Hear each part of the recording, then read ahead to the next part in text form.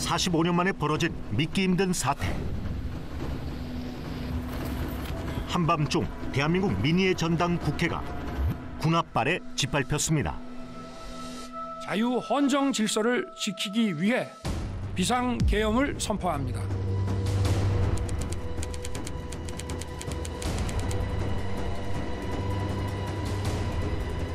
무슨 뉴스지? 이거 황당하네. 택시 타고 국회 오면서 별 생각을 다 했어요. 비상사태입니다. 파국입니다.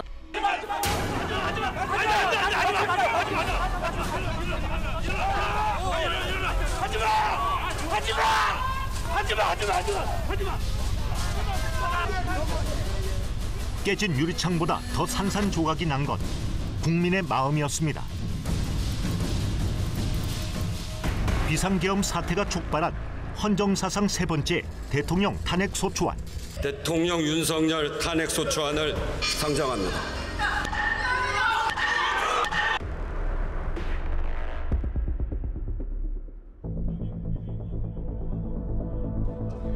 결과는 표결 불성립이었습니다. 하지만 국민의힘은 혼란을 최소화하기 위해서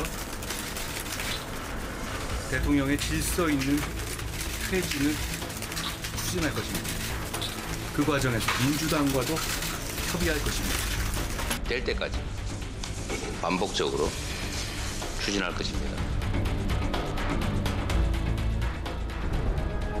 자유는 보편적 가치입니다.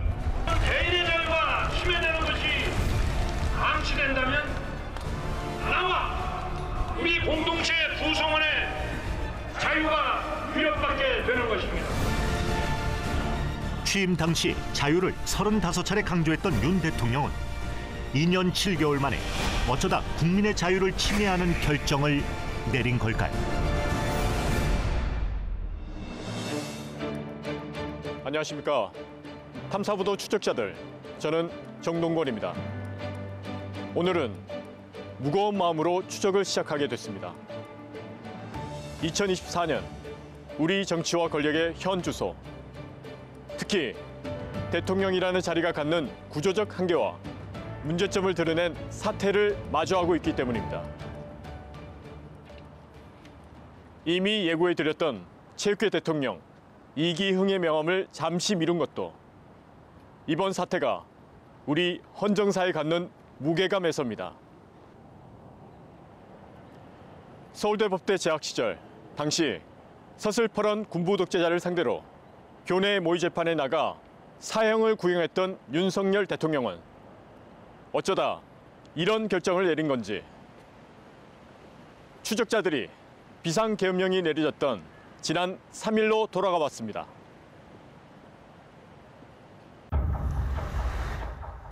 윤석열 대통령이 비상계엄령을 선포한 지 약 90분 뒤 국회 경내로 무장한 계엄군이 들어섭니다. 공간으로 향하는 계엄군을 국회 보좌관들이 다급히 가로막습니다.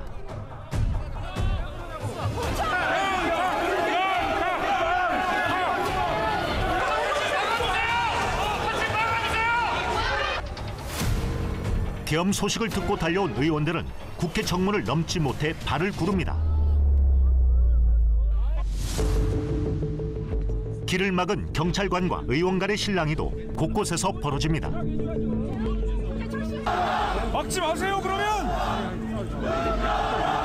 막지 말라고 그러니까! 당신이 뭘 좀... 소대대가 중요한 게 해줘. 국회의원을 못 들어가게 어떻게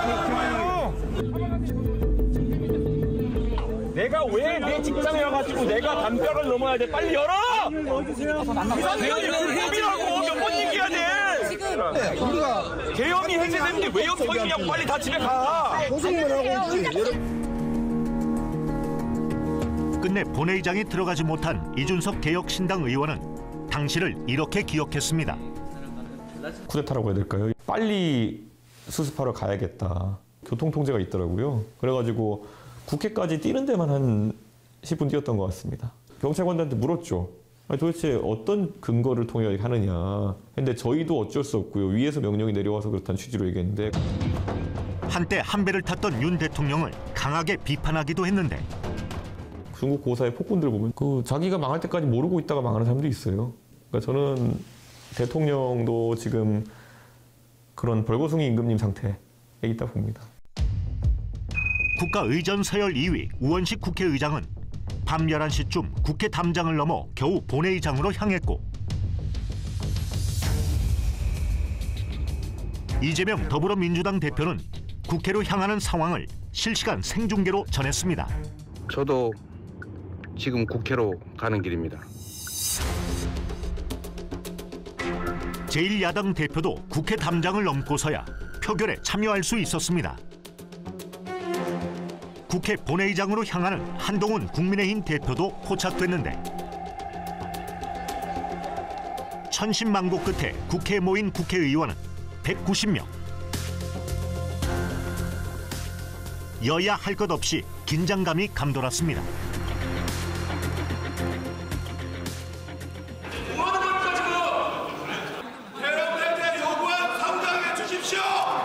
아직 안건이 안 올라왔어요. 그거 참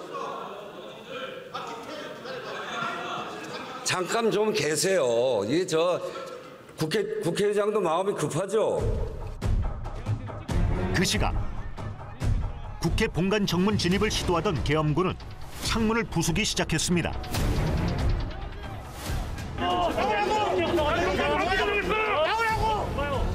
문이 열리는 순간 바로 그냥 파도처럼 그 계엄군들이 진입을 하더라고요. 여기 다 모든 번역원들이 다 무서웠을걸요. 총 들고 오고 그냥 뭐 막아야 된다는 느낌으로 그때 당시는 막았지만 막으면서도 총기를 사용할 수 있거나 발표명령이 떨어지거나 그게 대해서는 믿음이 없잖아요. 안 쏜다는. 본관에 진입한 계엄군과 국회 보좌진 간 일촉즉발 충돌 상황도 빚어졌는데 보좌진들은 소화기까지 터뜨리며 계엄군 진입을 가로막았고 순식간에 아수라장이 된 국회 안. 밀지 마세요. 경 무너져요. 경 무너져요. 우리 다 하시는데 힘이 세니까 몸은 옥죄기도 했고요. 밀어서 안경이 부러지거나 얼굴이 좀 찢어지신 분들도. 계엄군 진입 소식을 접한 시민들도 하나둘 국회 앞으로 모였습니다.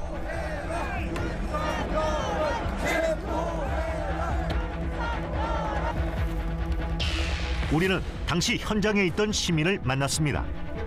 집에 있다 뉴스를 보고 국회 앞으로 나왔다는데 계엄령이 터졌다 그래서 집 앞이기도 하고 궁금해서 그냥 한번 나와봤는데 그때 엄청 쉬어하고 있고 그 분위기에 압도돼가지고 좀 무서웠어요.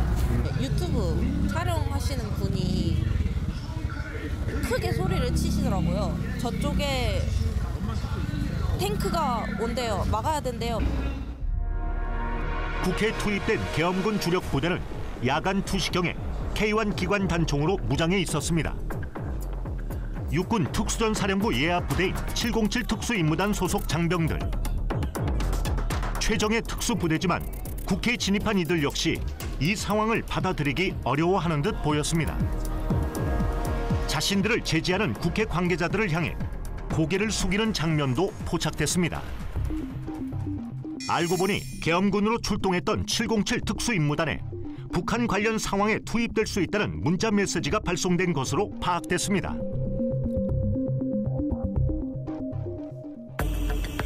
우리는 이들이 주둔하고 있는 부대 소재지를 찾아가 봤습니다. 계엄령 발표 시점, 부대 움직임을 포착한 사람은 없을까? 여기 뭐 엊그제쯤에 뭐 버스가 많이 나가거나 뭐 헬기 소리 같은 게 좀 들렸나요? 부대 쪽에서? 네. 화요일 날. 밤에요? 버스 엄청 시끄러웠어요. 시끄럽다는 게 뭐 헬기 소리 뭐 이런 거? 네, 헬기 소리하고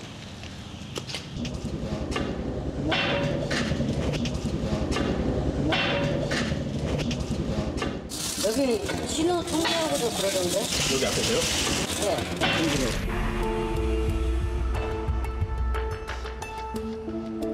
민간이 출입이 금지된 부대 안으론 접근조차 어려운 상황.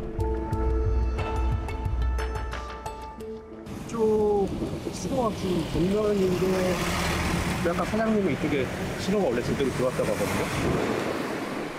평소 작동하던 신호등이 전멸등으로 바뀌었다고 합니다.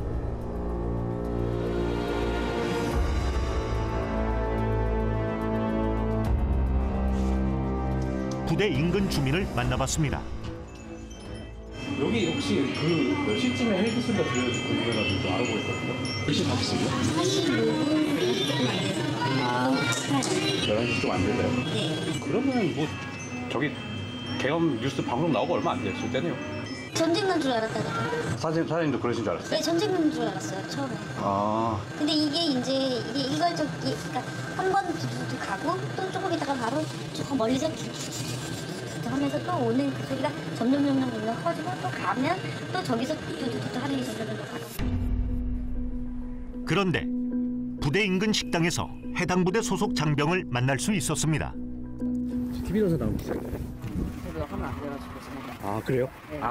아예 그냥 불가능한 네, 아예 불가능한. 아 혹시 뭐 이거 딱 지침이 내려온 건가요? 인터뷰하면 안 된다고. 인터뷰 자체를 지금 하면 안 돼가지고. 아. 계엄 투입 이후 대외 접촉 금지령이 내려졌다는 것. 테러 진압 등 국가적 차원의 특수 임무에만 투입되는 최정예 특전 대원들이 어쩌다 맨손으로 저항하는 국회 직원들과 마주하게 된 걸까? 계엄 사태 종료 후 707 특임단을 지휘하는 사령관이 입을 열었습니다. 그 사령관님은 언제 비상계엄에 대해서 최초로 보고를 받던가 또는 상급부대에서 지시를 받았습니까? 당일날 비상계엄령이 언론에 보도되기 전에 지금 제 기억으로는 한 20여 분 전쯤 됐던 것 같습니다. 그 전에 장관의 지시를 받아서 그때는 어떤 상황이 있을 거다라는 정도만 인식을 했고, 대원들 사이에선 대북 작전인 줄 알고 나섰다가 헬기를 타고 내려보니 국회였다는 주장도 나왔다는데요. 그리고 본회의장으로 들어가서 전임 장관으로부터 국회의사당 안에 있는 의원들을 밖으로 이렇게 좀 빼내라. 이것은 명백히 국회의원을 끌어내는 건 위법사항이고 그 임무를 수행한 인원들은 당연히 나중에 법적인 책임을 지는 문제가 생기기 때문에 항명이 될지는 알았지만 그 임무를 시키지 않았습니다. 김용현 전 국방장관으로부터 본회의장 안에 있던 의원들을 끌어내라는 지시까지 받았다는 것. 계엄 사령관이던 박안수 육군참모총장은 김용현 전 국방장관이 명령 복종을 요구했다고 주장했습니다.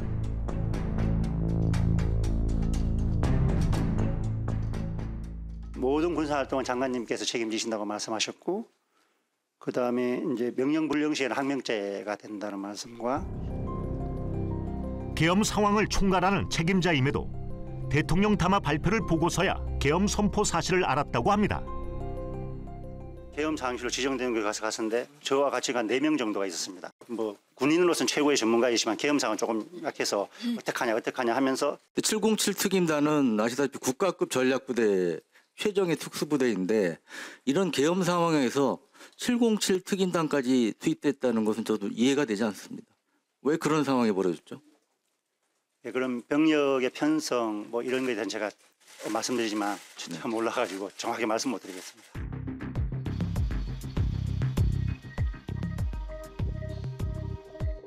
비상계엄 직후 계엄군은 중앙선거관리위원회에도 들이닥쳤습니다.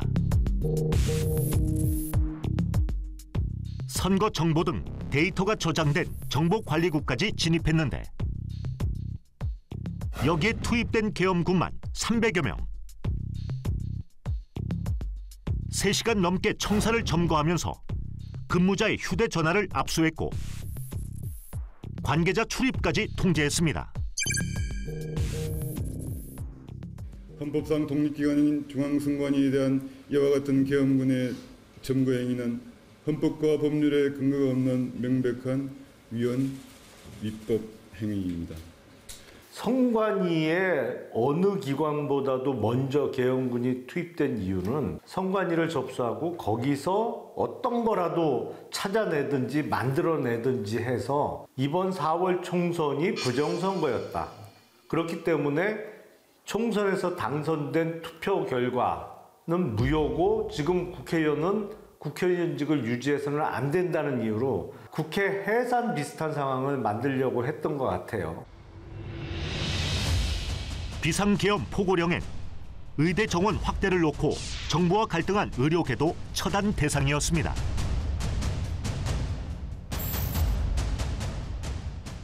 사직 처리된 사람들을 가지고 돌아오지 않으면은 뭐 잡아가겠다. 이게 정치 탄압이 아니고 뭐겠냐는 거죠. 처단이라는 말을 한 자가 처단되어야 한다고 생각합니다.